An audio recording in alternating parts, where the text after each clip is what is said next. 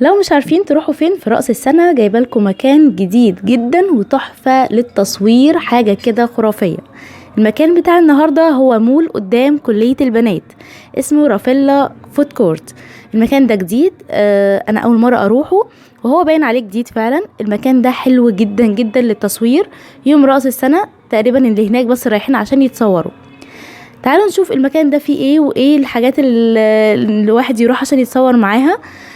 زي ما انتوا شايفين كده، حاجات الشجر الكريسماس والحاجات كلها بتاعت رأس السنة موجودة. كمان كان في بابا نويل، وفي أطفال صغيرين لابسين شكل بابا نويل، كانوا كمان بيوزعوا هدايا هناك. كوريشن اللي هو كان موجود كان كتير جدا جدا جدا.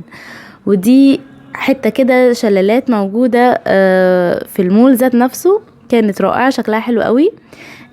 المول ميزته زي ما بقول لكم ان هو في حتت كتير قوي للتصوير، تنفع لليوم ده مخصوص، لانه فعلا مزودينه بكل التفاصيل اللي محتاجينها تصوير في اليوم ده.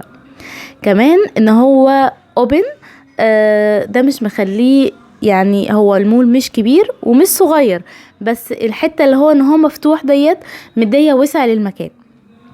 تالت حاجة من مميزاته ان انا حسيت ان الاضاءة هناك كانت حلوة جدا، مدية متعة كده للمكان.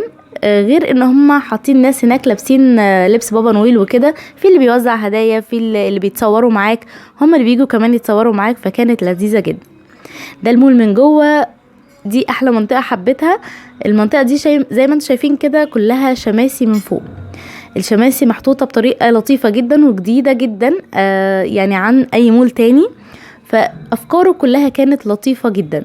دي برضو اشجار وحاجات، شايفين الاولاد منبهرين قوي بالشماسي اللي موجودة فوق. انا نفسي ككبيرة كنت طول ما انا ماشية بصلها فوق كده، في منها كان منور، كان في منها حاجات يعني مش منورة، ففي حاجات لطيفة قوي.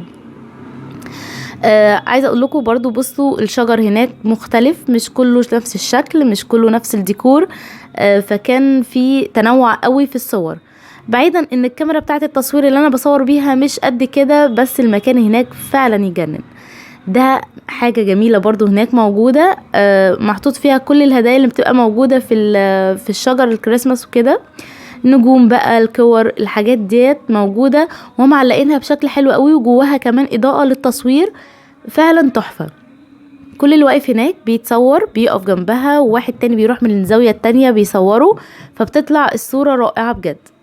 شايفين هي تحفة قوي ازاي؟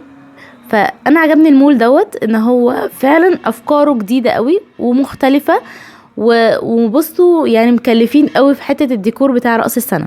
فلو حد فعلا محتاج يروح مكان لطيف ويتصور فيه صور حلوة قوي، هو المكان ده. مش زحمة، مع ان في ناس كتير موجودة هناك، بس هو مش زحمة قوي، ومكانه مش بعيد خالص خالص عن اي حد. هو في يعني مصر الجديدة، عند قدام بالظبط كلية البنات. اسمه رافيلا فود كورت. هو بصوا المول هو كله كافيهات، مكان مفتوح كده، ما فيهوش حاجة يعني غير بس اللي انا مصوراه ده. هو مش كبير قوي، يعني محدود كده، بس لذيذ قوي. فاللي عايز فعلا يروح يعني حاجة جديدة وفي نفس الوقت الصور بتاعته تبقى ذكرى لطيفة، هو المكان ده حلو قوي، انصحكم بيه بجد. وحتى عاملين ديكور بتاع 2023 بشكل لطيف قوي، موجودة في كل مكان. وفكرة ان هم بيوزعوا هدايا على الاطفال اللي موجودة هناك، فكانت برضو فكرة حلوة قوي. يعني الهدايا، لو حد عايز يعرف ايه الهدايا اللي موجودة، كانت لوحة كده فوم وبيتلون عليها بالالوان المية، وكان معاها العبوة بتاعت الوان المية كمان موجودة فيها. فكان الاطفال الموجودين فرحانين بالهدية، والمكان ذات نفسه لطيف قوي. يعني لو معاكي اطفال عايزين يروحوا المكان برضو يسمح، يعني حلو ان الاطفال يكونوا موجودين، مش مثلا هيبقى خنيق بالنسبة لكم. يا ريت لو عجبكم الريفيو بتاعنا، انزلوا دلوقتي اشتركوا في القناة وفعلوا زر الجرس عشان يوصلكم كل جديد. سلام عليكم.